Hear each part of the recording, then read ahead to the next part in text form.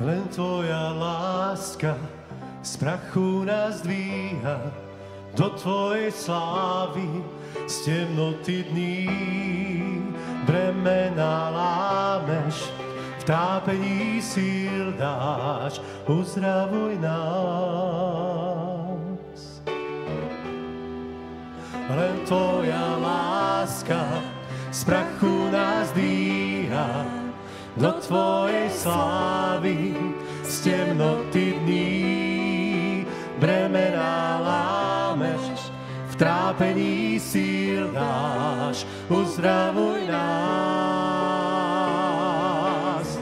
Tebe, môj Boh, dvíham svoj hlas, k Tebe, môj Boh, vzdávam chválu, k Tebe, môj Boh, dvíham svoj hlas. Spievam haleluja, k Tebe, môj Boh, dvíham svoj hlas, k Tebe, môj Boh, vzdávam chválu, k Tebe, môj Boh, dvíham svoj hlas. Spievam haleluja.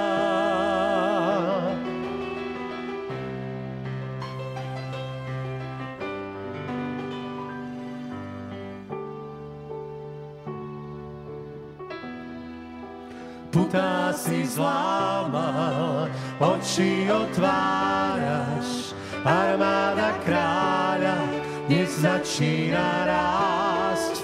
Smrť viac nemá moc, víťazstvo nám dal náš živý Pán. K Tebe, môj Boh, dvíham svoj hlas, k Tebe, môj Boh, vzdávam chválu, k Tebe, môj Boh, dvíham svoj hlas.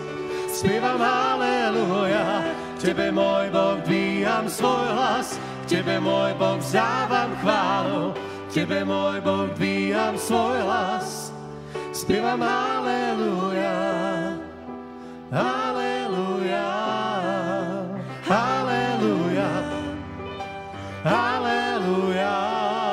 Spievam haleluja, haleluja, haleluja, haleluja.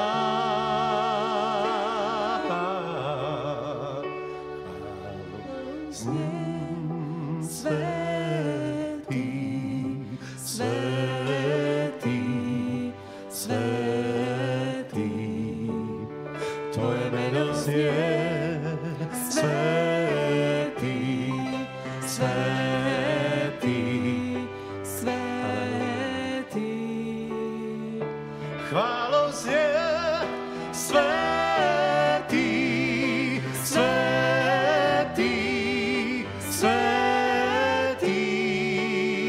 Tvoje meno znie svätý, svätý, svätý. K Tebe, môj Boh, dvíham svoj hlas, k Tebe, môj Boh, vzdávam chválu, k Tebe, môj Boh, dvíham svoj hlas. Spievam haleluja, k Tebe, môj Boh, dvíham svoj hlas, k Tebe, môj Boh, vzdávam chválu, k Tebe, môj Boh, dvíham svoj hlas. Spievam haleluja.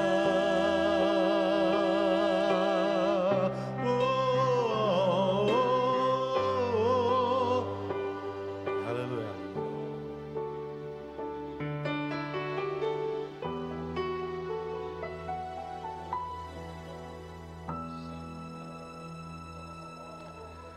Vzývame ťa, Ješu, a ďakujem ti, Pane, za to, že si kráľ kráľov a pán pánov a ty buduješ kráľov aj na tomto mieste. Vzývame ťa, Pane, ved nás, drahý Svätý Duchu.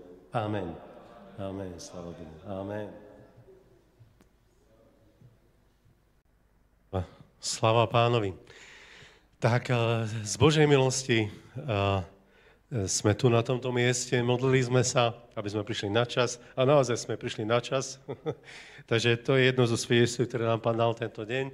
A ďalšie svedectvo je, že opäť poznáme Božiu rodinu, ktorú máme aj na tomto mieste. Sláva Bohu. Takže dovoľte, aby som nás predstavil krátko. Ja som Rado Mikula, pastor zboru Apoštolskej cirkvi v Trebišove so svojou drahou manželkou Gabikou. Sme tam v pastorskej službe 18 rokov, v tomto domácom zbore, domácom spoločenstve.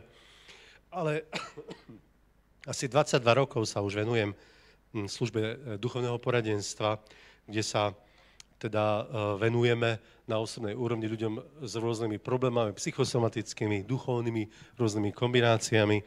A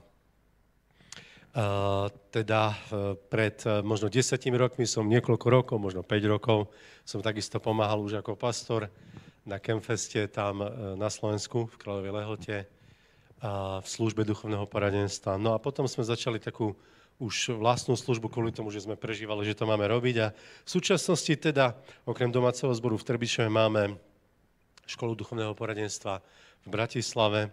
V Prievidzi tam sme absolvovali 3 ročníky, respektíve mali 3 ročníky, teraz je tam 4. rok stretnutie v zbore Slovo života. A v Košiciach máme školu duchovného poradenstva no a takisto online službu s ľuďmi zo zahraničia alebo aj zo Slovenska. Teda boli sme aj v zahraničí, Maďarsko, Ukrajina, no teraz Čechy sme začali a teda tá služba ďalej rastie a šíri sa.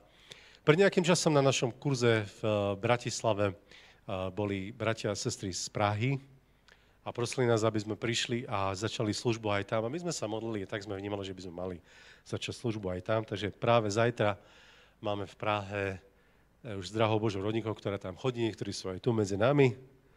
2 sestry vidím, ktoré chodia, alebo 3, hej, a na tú školu. Takže zajtra budeme tam. Len tak krátko, hej, hovorím o tej našej službe. Ja by som poprosil teraz tú web stránku, ak by bolo možné ju vysvietiť, teda zobraziť, aby som pár slov povedal teda už tak konkrétne o tej našej službe. Kde to bude? Tam je, dobre. No, takže aby som nezaslal, tu sa schovám za stĺp.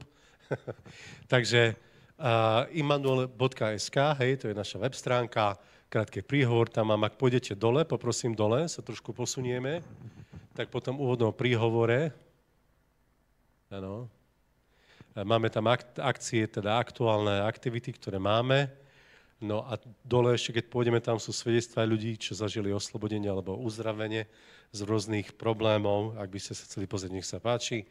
No a len krátko ňou prejdeme a poprosím naspäť hore a pôjdeme na odkaz o Immanuel, áno.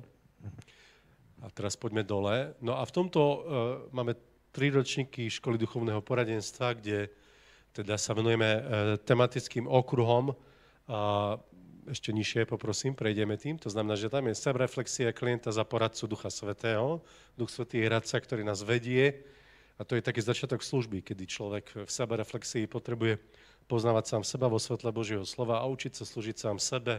Potom je tam odpustenie, hej, to je tá druhá téma, ďalej zväzenosť a sloboda. Môžeme ďalej, lebo len krátko tým môžem teraz prejsť. Strach a úzkosť, 4. kurz, ďalej démonológia, 6. kurz násilie a znásilnenie, 7. sexuálna oblasť života človeka, kliatby a generačné problémy, 8. kurz a 9. odpočívanie v otcovej láske. To je 1. ročník. A potom 2. ročník je zameraný na používanie duchovných darov v tejto službe. A tam teda preberáme tie duchovné dary. Každé stretnutie je jeden duchovný dar, hej, tak ako sú napísané v 1. liste Korinťanom 12. kapitole. Áno, môžeme ísť ešte ďalej, nižšie, hej. Teda to sú duchovné dary. A 3. ročník je zameraný na používanie duchovnej výzbroje, kde hovoríme na tom prvom stretnutí o pozemskej, respektíve o sférach duchovného boja, pozemská, nazemská a pred Božím trónom, rozhodnutia pred Božím trónom. Potom je tam pôst, chvála, modlitba, nevyhnutné cesty pre víťazný boj a napokon sú to tie rôzne časti duchovnej výzbroje, ako o nich hovorí 6. kapitola listu Efežanom. Takže to sú 3 ročníky, pričom máme teda jednodenné stretnutia.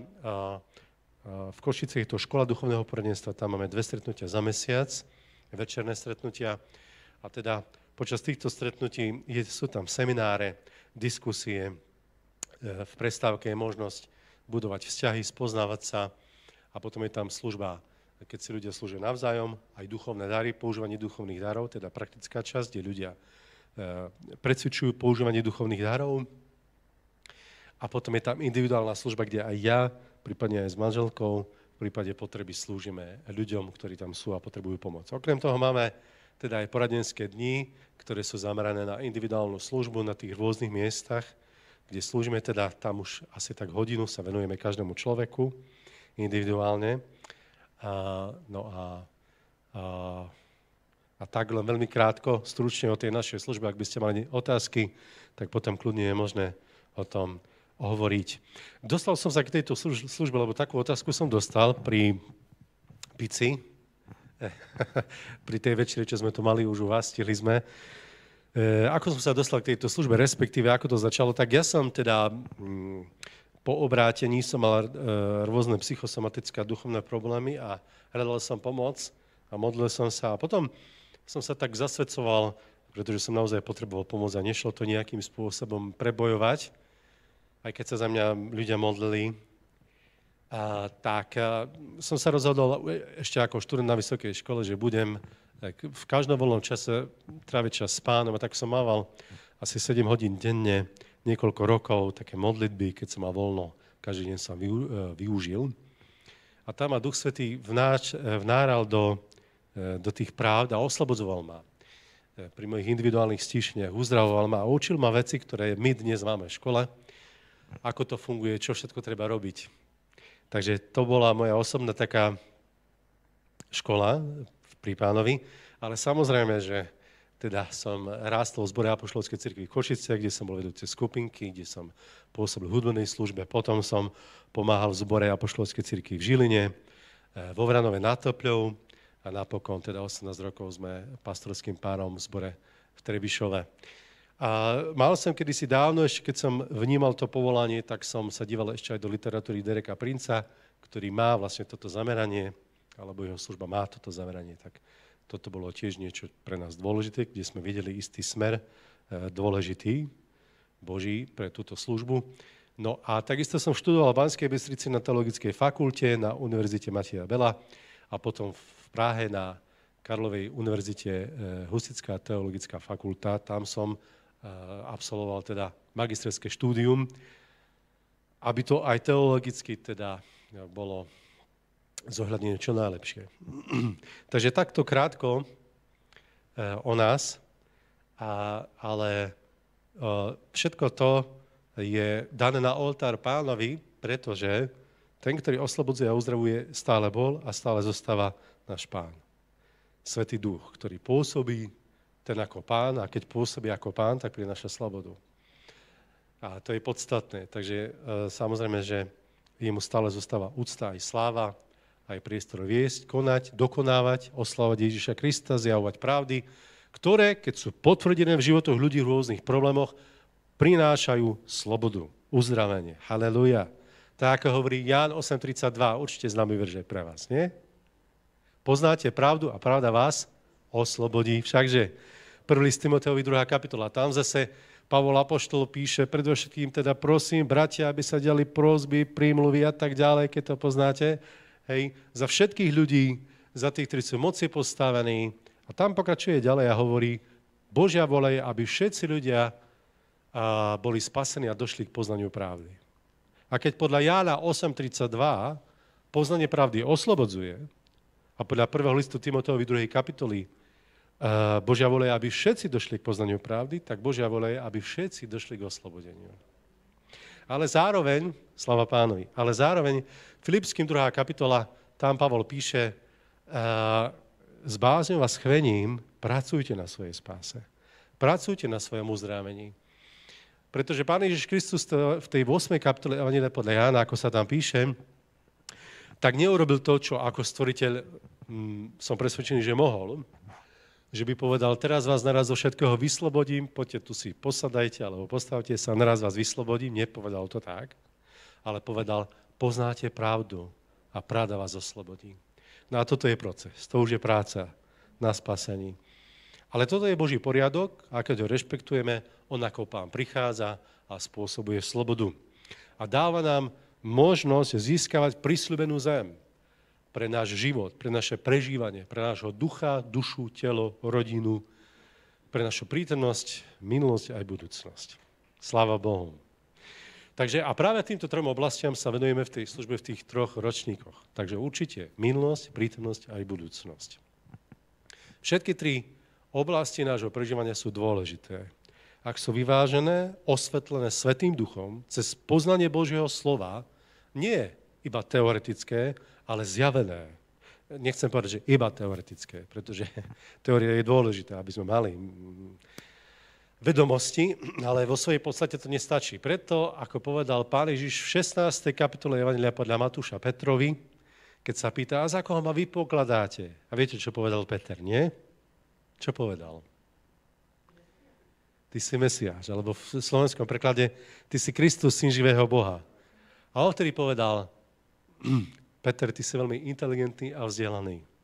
Tak sa na to prišiel. Či ako? Čo tam povedal Pán Ježiš? Áno, to ti nezje... Tak. Takže, rozumiete mi po slovensky? Môžem pokračovať v slovenčine, jo? Dobre, takže... Áno, Pán Ježiš povedal, že toto ti nezjavilo telo a krv. Dnes by sme mohli povedať, že to nemáš z kníh, ani nie od svojich rodičov, ani nie z toho, že si to niekde počul, ale Otec ti to zjavil. Toto poznanie ti Otec osobne zjavil. Tak toto, keď Svätý Duch robí, že potvrdzuje pravdy v životoch ľudí takýmto osobným zjavením, toto osobné zjavenie pôsobí oslobodenie, uzdravenie. A to všetci potrebujeme. Amen? Sláva Bohu, sláva Bohu. Takže služba Ducha Svätého je zameraná na to, čo je pre neho najdrahšie.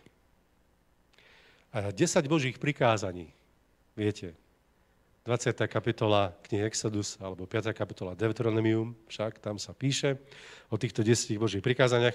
4 z nich sú zamerané na vzťah my a Boh, alebo ja a Boh, ty a Boh, a 6 na naše medziľudské vzťahy. Pán jasne ukázal na to, čo je pre neho najdôležitejšie.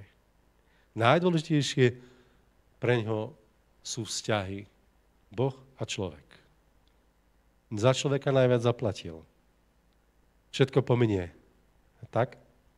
Ale človek odchádza do večnosti. Je to absolútne jasné z písma, že je to tak. A tak on chce, aby svetlo prišlo do každej tmy, tmu vytlačilo, zlomilo putá, aby prišla sloboda a víťazstvo. A tak dnes len krátko sa s vami zamyslím nad úsekom písma, pre vás dobre známy, verím, že hej, Efeským 4.27. Tak pozrieme sa tam, prosím, na tento známy verš, Efeským 4.27. Ak máte možnosť aj zobraziť, zobrazujete slovo Božie, tak nech sa páči. Poprosím, Efeským 4.27, jo, pozrieme sa tam. Ďakujem ti, Pane.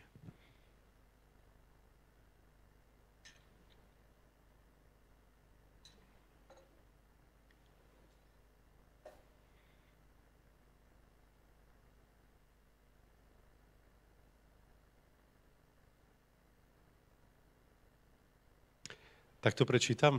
Alebo už to máme? Jo? Dobře. Nedávajte místo diablu. Jo? Nedávajte miesto diablovi. Pavol apoštol pod vedením Ducha Svätého umiestňuje tento verš medzi konkrétnu podobu posväcovania sa, oddeľovania sa od zlého a oddeľovania sa pre Boha. Ale toto je dôležitý verš, nad ktorým je na mieste, alebo ja som vnímal, že by sme sa dnes krátko mohli nad tým zamyslieť. Takže Boh to povedal ako ten, ktorý rozumie. Absolútne. Ktorý absolútne pozná. My niekedy si myslíme, že poznáme, niekedy naozaj poznáme, ale Boh stále 100% pozná. Rozumiete, čo chcem povedať? Že Boh má 100% poznanie. On vidí do makrosveta, do mikrosveta. Absolútne všetkému rozumie. My niekedy sa môžeme mýliť. Môžeme si mysleť, že niečomu rozumieme. A preto je dôležité s ním, za pomoci Svätého Ducha, s našim Pánom to konzultovať, aby skúmal to, čo mu rozumieme, či rozumieme správne. A tak Pán tu hovorí, nedávajte miesto diablovi. Pán hovorí túto myšlienku, mohli by sme povedať, že ako radu. Ale nielen ako radu, ale ako príkaz takisto. Áno? Pán Ježiš nehovorí len, že radím vám a rozhodnite sa, ako chcete, ale Pán Ježiš to hovorí ako príkaz, nie? To znamená, nedávajte miesto diablovi. Ak by sme sa na chvíľku pozreli, alebo pripomenuli si ten prvý biblický príbeh, alebo prvé biblické príbehy, tak vieme, že Boh zaplavil pre nás nepoznaným požehnaním Adama a potom aj Evu. Halelúja.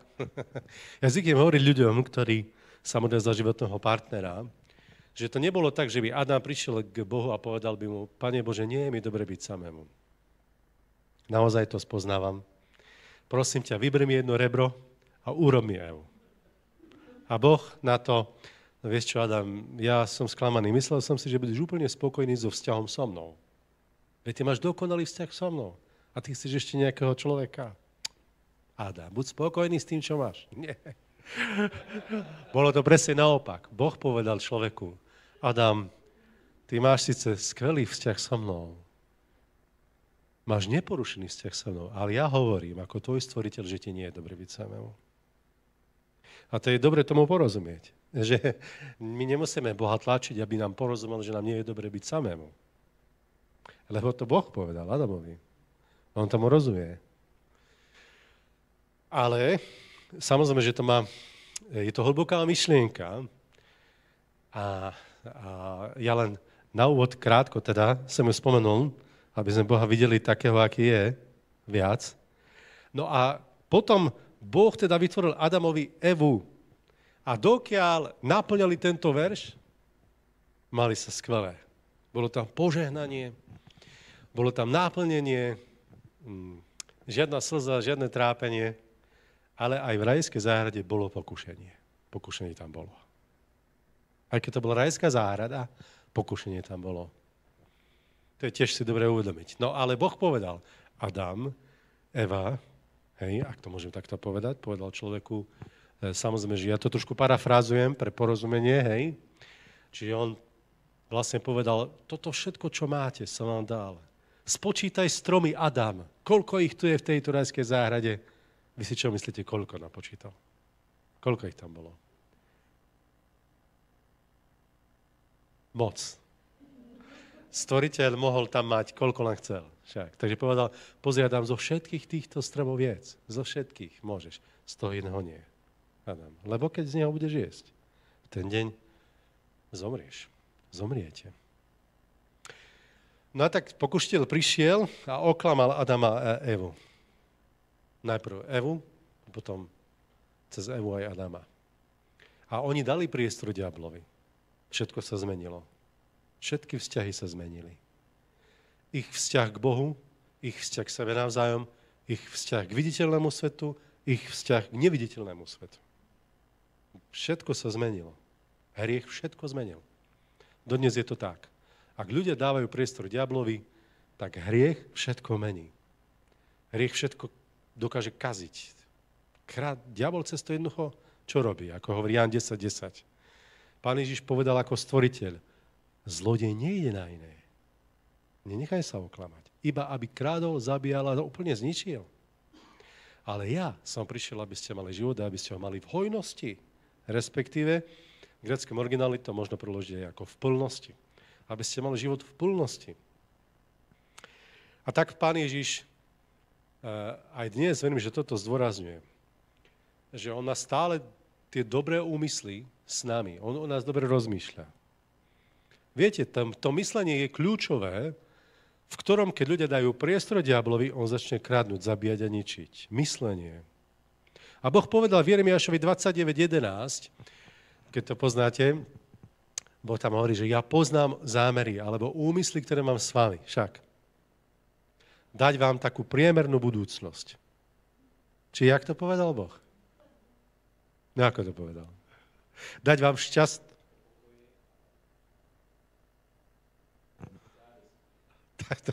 áno, nepoznám ten preklad, ale áno. Takže, aby som vám dal šťastnú budúcnosť, vaše očakávanie, budúcnosť, nádej, aby ste sa mali dobre. To Božie dobre je pre nás to najlepšie. Keď Boh povie, je to dobre, tak pre nás je to výborné. Áno. Takže aby ste to mali, toto je Božia vôľa. Ale kľúčový je skutočne ten myšlienkový svet. Myšlienkový. V našom prežívaní v našom prežívaní často tie myšlienky sú ako niečo, čo je skryté. Pred Bohom je to absolútne zjavené. To znamená, že keby sme sa teraz stíšili, nič nepočujeme, žiadne slova, ale Boh počuje všetko. Všetky slova, všetky myšlienky. A aj keď zdanlivo je kľud, že sedíme a je kľud, v duchovnom svete môže byť veľká vojna. Veľká vojna, veľký boj.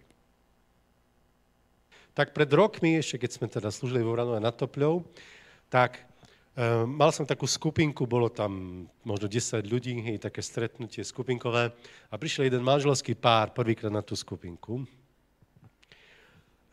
Vyzerali tak sympaticky, sadli si k nám, zoznámili sme sa, počúvali, zodli sa a odišli.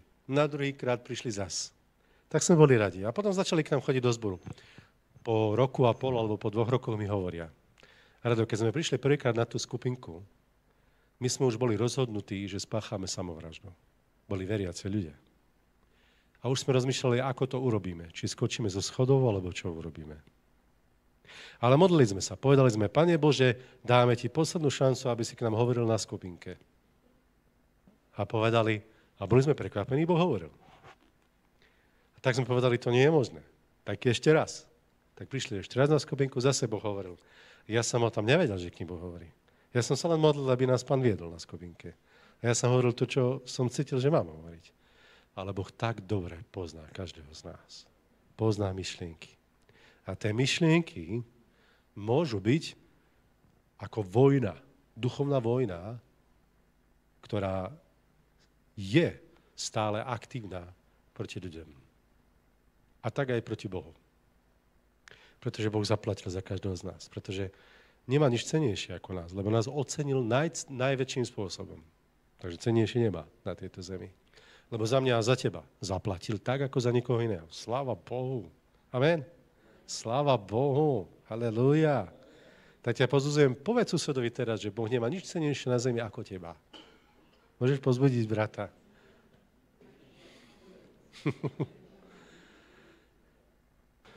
Sláva Pánovi. Sláva Pánovi.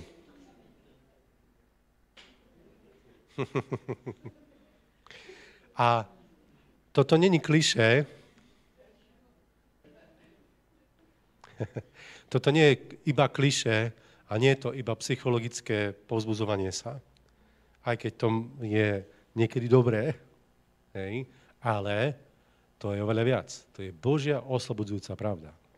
To je Božia oslobodzujúca pravda, ktorá keď sa dostane do tvojho vnútra, oslobodí ťa, uzdraví ťa, vyzdvihne ťa. Sláva Bohu. takže, nedávajte miesto diablovi. Adam a Eva dali miesto diablovi a potom tam prišlo veľa trápenia. Zaiste ho poznáte.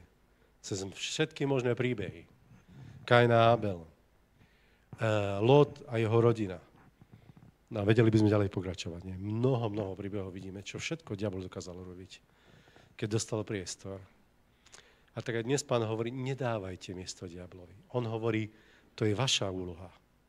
On to vlastne hovorí, to je vaša úloha. To je tvoja zodpovednosť. Ty nedaj miesto diablovi. Ja ťa chránim, ale ty mu nedaj miesto. Inak povedané, nejedz z toho stromu uprostred raja. Užívaj si to, čo máš s Pánom, ale nedaj priestor diablovi, lebo on okradne, zabije, zničí. Prinesie temnotu, prinesie trápenie. Diabol, z gréckeho diabolos, znamená predovšetkým ohovárač. A voľný preklad by sme mohli povedať rozbíjač a rozoštvávač. Takže on robí to, že ohovára. Ohováral Boha pred Evou, ohovára Boha aj pred tebou. Klame o ňom. On napríklad hovorí o Bohu, Bohu na tebe nezáleží. Keby mu záležalo, tak by si sa tak ťažko necítil. Ale zákerné je to, že on to nehovorí v tretej osobe jednotného čísla, ale hovorí to často v prvej osobe, aby to bolo ťažko rozpoznateľné. On ti to povie tak. Tak ťažko sa cítim, ja už nevládzem. Asi ma Boh z toho nechce vytrhnúť.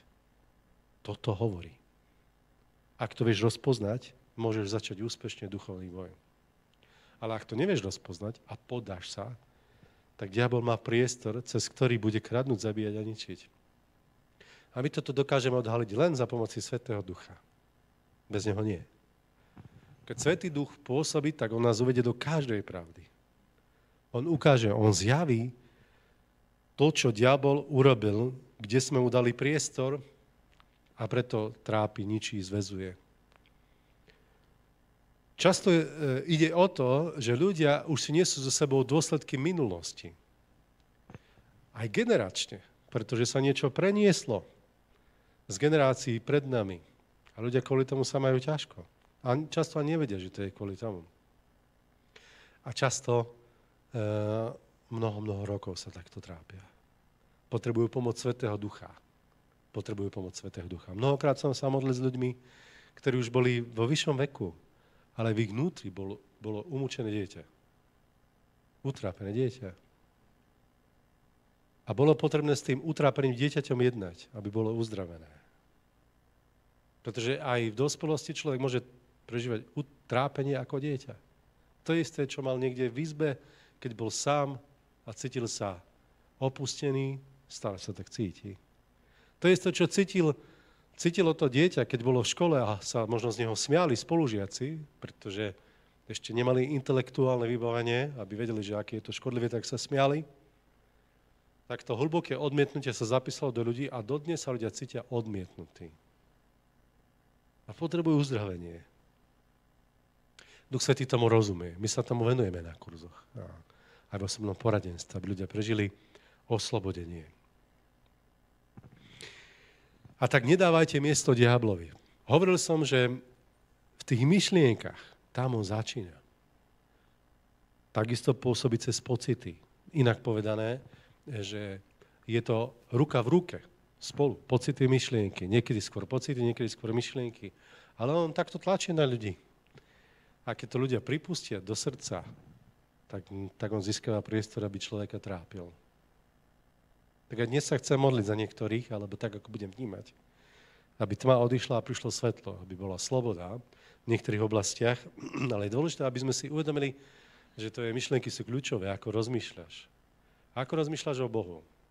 Ako rozmýšľaš o sebe? Ako rozmýšľaš o svojom živote? Ako rozmýšľaš o iných ľuďoch? Veľmi hlboké trápenie, ktoré diabol seje do ľudí aj v dnešnej spoločnosti je, že nie sú stotožnení so svojím životom. Chceli by žiť život niekoho iného, alebo chceli by žiť inakší život. Ale Pán Ježiš Kristus chce, aby sme žili ten svoj život, najlepšie, ako sa dá. Lebo my nemáme žiť život niekoho iného. A tak na jednej strane, príklad poviem, na jednej strane bude sedieť Alenka, na druhej bude sedieť Veronika. A Veronika si bude hovoriť, joj, keby ja som žila v tej krásnej dedinke, kde žije Alenka. Keby ja som tam žila. Keby som mala tú prácu, čo ona. Ale ja sedím na úrade a nemám sa tak dobre ako Alenka. A Alenka zase môže mať v srdci, no keby ja som sa mala ako Veronika. Ona má takú krásnu rodinu a ja takú krásnu rodinu nemám. Takto diabol trápi ľudí. Aby nikto nebol so sebou spokojný. Ale Biblia hovorí v liste Timoteovi 6.6, v prvom liste, že pobožnosť so spokojnosťou je veľkým ziskom. A Duch Svätý chce oslobodiť ľudí, aby mohli žiť ten svoj život v plnej hodnote, v plnej láske, v plnom víťazstve. Na tom je treba pracovať, lebo pracujte na svojom spásení. Aby sme vedeli nedať miesto diablovi, ako tam bolo vysvietené. Aby sme ho vytlačili. Aby nemal priestor klamať. A tak ako hovoríme na prvom kurze duchovného poradenstva, 17. kapitola Jeremiáša, tam Boh hovorí, zo všetkého najviac je klamlivé, čo ťa vie najviac oklamať, je sused bývajúci oproti. Či nie? Nie. Čo? Srdce. Však. Alebo zo všetkého najviac ťa vie oklamať ten politik. On nehovorí pravdu tam. No. Nech Boh dá milosť, aby boli vo svetle. Aby sme aj my boli vo svetle, aj oni. Nech Boh dá milosť naozaj. Preto sa máme prihovárať. Ja to humorne podľadzujem, ale len pre lepšie porozumenie. Aby sme vedeli, že zo všetkého najviac má vie oklamať čie srdce. No čie srdce ťa vie najviac oklamať? No tvoje vlastné. A preto Boh hovorí, Boh sa pýta, kto sa v ňom vyzná? Kto sa vyzná vo svojom srdci, hovorí Boh. Kto? A on hovorí, ja. On hovorí, ja sa v ňom vyznám, ja ho skúmam. A ja dám každému podľa jeho skutkov. Takže je dôležité dovoliť Svätému Duchu, aby prinášal svetlo do tmy. Aby odhaľoval tie miesta, kde má priestor diabol, aby odstúpil zo životov ľudí, aby tam prišla oslobodzujúca Božia pravda, ktorá zmení prežívanie, ktorá zmení myslenie, ktorá zmení očakávanie. Tak ako sa mi teraz pripomína, už sa mi to viackrát stalo, teda slúžim v osobnom poradenstve, že často to tak je, ale prišla jedna pani na duchovné poradenstvo a hovorí mi, pastore, mám taký problém. U nás, keď ochorejú na pracovisku kolegovia, ja stále tiež ochoriem. Čo mám robiť? A ja hovorím, sestra, problém je v tom, že ty to očakávaš. Ty o tom ešte aj rozprávaš. Takže to teraz zmeníme, dobre? Tak sme sa modlili, ona činila pokánie, hovorila, Pane, odpusť mi, že som tak rozmýšľala. Že aj ja budem chorá, keď ostatní budú. Odpusť mi. Niekedy si ľudia hovoria, no už ide september, ja zase budem prechladnutý. Hej? Každý december mám tento problém, hej, no. A tak som povedal, vieš čo, z toho budeš činiť pokánie a teraz to zmeníme. A poviem, Pane, dáme ti to do rúk a vyznám a verím, že ty ma ochrániš, aj keď budú na pracovisku ostatní chorí. Prišla po pár mesiacoch a hovorí, pastor, odtedy som nebola chorá. Aj keď budú ľudia chorí, odtedy som nebola chorá. A tak Duch Svätý vedel presne, kde bol priestor daný diablovi, kde dostal miesto. To potrebujeme, aby sme boli pod Božou ochranou.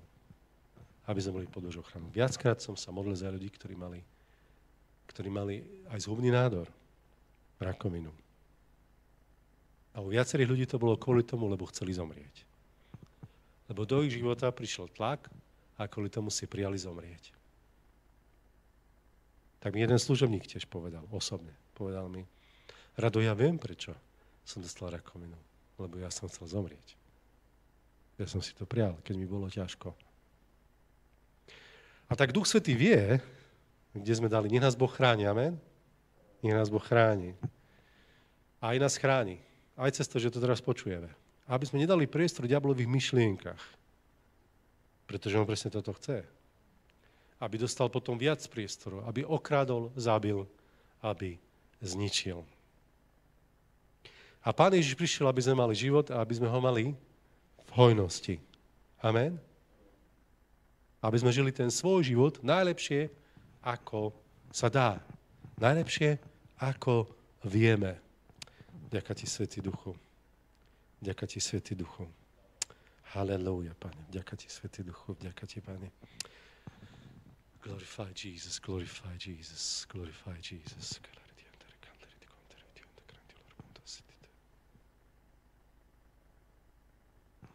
Tak vnímam, že viacerí na tomto mieste sa už chceli vzdať v duchovnom boji. Chcel by som sa teraz za týchto ľudí modliť, aby ste to nevzdali. Amen. Prečo? Môžem poprosiť prvý list Korinťanom 15. kapitola, posledné 2 verše? Prvý list Korinťanom 15. kapitola, posledné 2 verše.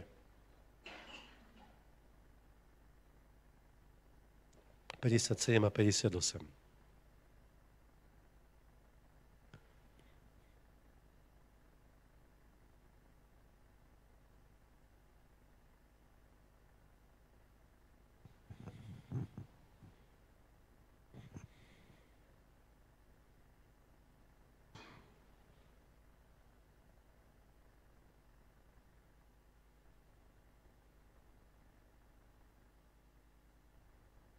Už to máme. Takže 57, áno. Ale díky Bohu, ktorý nám dáva víťazství v našem Pánu Ježíši Kristu. Amen? Sláva Bohu. Teraz 58. Proto, moji milovaní bratši, buďte pevní a nepohnutelní, rozrústejte sa v Pánovej díle a vieste, že vaše práce pro Pána není zbytečná. Amen? Halelúja. Halelúja. Lebo toto je oslobodzujúca pravda. Ja som o tom vnútorne presvedčený. Je to napísané tu. Pretože Boh mi dal zjavenie, tak ako som hovoril, Petrovi, aj mne, verím, že aj viacerým z vás. Alebo chce, aby si to mal aj ty. že Boh ti dáva víťazstvo, nie prehru. Boh ti dáva víťazstvo skrze Pána Ježiša Krista. A preto, milovaní bratia, milovaní, nie hociaky, ale milovaní Pánom a jeho cirkvou. A sestry, samozrejme, buďte pevní, nepohnutelní. Amen? Rozrústejte sa v Pánovej díle a vieste, že vaša práca pro Pána není zbytečná. Diabol hovorí, že hej, Boh hovorí, že nie. Diabol hovorí, zbytočne sa usiluješ, a Boh hovorí, nie zbytočne. To nie je zbytočné. Len dobojujú svoj boj. Až do plného víťazstva. Amen? Jo? Halelúja. Tak môžeme, teraz sa chvíľku budeme modliť, dobre? A potom budeme tieto pravdy vyznávať chvíľku, hej? Takže ja by som nás poprosil kvôli tomu, že nemám toľko času, dnes už je večer, ale chcel by som sa aspoň takýmto spôsobom modliť, že keby sme mohli teraz skloniť svoje hlavy. Môžeme skloniť svoje hlavy, prosím? Aby každý mal intimitu potrebnú. A ak ty to tak prežívaš, že si mal tlaky, že si prožíval taký tlaky, rozumiete tomu slovenskému slovu, jo? Takže, aby si to už vzdal, ak si mal, tak teraz môžeš zdvihnúť ruku pre Pána, alebo ja to uvidím a budeme sa modliť, dobre? Nech sa diabol hanbí. Keď zdvihneš ruku, on sa bude hanbiť. Keď ty nezdvihneš, a je to potrebné, budeš sa ty hanbiť. Tak nezhanbí sa ty, nech sa on hanbí. Dobre, budeme sa teraz modliť, dobre? Za týchto ľudí. Kľudne môžete zložiť ruky, budeme sa modliť, áno? Pane Ježišu Kriste, ďakujem ti, kráľ kráľov. Tak ťa povzbudzujem, aby si povedal teraz v modlitbe, Pane, odpusť mi, že som do svojho srdca vpustil túto lož a že som sa chcel vzdať.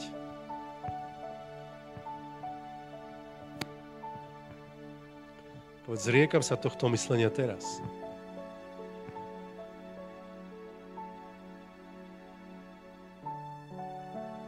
A povedz, Duchu Svätý, napíš do môjho srdca svoju oslobodzujúcu pravdu. Halelúja. Sláva Bohu. Sláva Bohu. Sláva Bohu. Okrem toho vnímam, že niektorí mali pocit medzi nami, ako keby ich nikto nemal rád, alebo nemali o nich záujem. Bratia a sestry, aké by o teba nemali záujem, ale je dôležité, aby si toto nepustil do hĺbky svojho srdca. Pred rokmi ešte som bol mládežník, tak som si sadol takto do spoločenstva. Kľudne môžete aj zdvihnúť teraz svoju hlavu. Sadol som si do spoločenstva a modlil som sa, Pane, pošli za mňa nejakého človeka, lebo keď som sa obrátil, bol som tam ako hviezda. Všetci prichádzali ma, pozdravovali, vítali. A o pár mesiacov to tak ustalo, už ma tak nevítali, už som nebol hviezda. Už bol niekto iný hviezda. A bol som sklamaný a hovoril som, Páne, tak ja si teraz sadnem a budem čakať, kto ma príde pozdraviť. A Duch Svätý mi hovoril, ale to zle rozmýšľaš, syn môj. Buď ty ten prvý, kto pôjde a pozdraví. Sej to najlepšie, čo môžeš a budeš žať. Sej prijatie a budeš žať prijatie.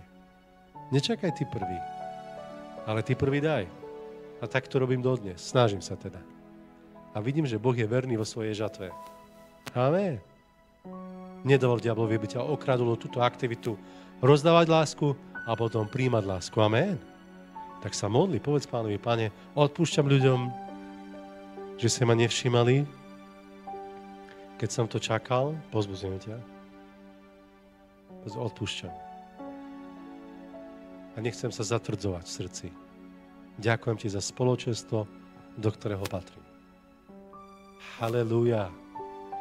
Amen. Tak budeme teraz spoločne, áno, vyznávať tento verš, jo? Môžem? Viete prečo? Lebo je to pravda. Veríte tomu, že to je pravda? Aj pre teba? Či len pre suseda? Pre koho z vás je to pravda? Tak úprimne, kto si to myslí? Ja si to úprimne myslím. Ak si to nemyslíš, budeme sa modliť, aby si to myslel. Ale treba začať niekedy vyznaním, lebo vyznanie je ako meč ducha, ktoré prerazí diablové klamstvo, ktoré ťa spútava. Cez vyznanie dokážeš zlomiť to temno, ktoré ťa sa snaží spútať. Takže môžeme to vyznať teraz spolu, jo? Dobře, tak poďme spolu. ale díky Bohu, ktorý nám dáva víťazství v našem Pánu Ježíši Kristu. Proto, moji milovaní bratři, buďte pevní a nepohnutelní, rozrujte ste a vieste, že vaše práca pro Pána není zbytečná. Amen. Sláva Bohu, sláva Bohu. Môžem zatleskať Ježišovi. Zatleskaj mu. Sláva ti, Páne. Sláva ti, Svätý Duchu. Ešte vnímam, že niektorí medzi nami sa porovnávajú s inými, že to je zlé, keď sa porovnávaš. A potom sa dostávaš do pocitov menejcennosti alebo do závisti. Zdá sa ti, že je to tak málo, čo máš ty. To je tak zákerné diablovo trápenie. Amen? Takže dáme to teraz preč. Čo vy na to? Dáme to preč? Dajme to preč. Tak povedz teraz Pánovi, ťa povzbudzujem, nikoho nechcem tlačiť, ale povzbudzujem ťa. Povedz Pánovi, odpusť mi, že som sa takto zle porovnával s inými.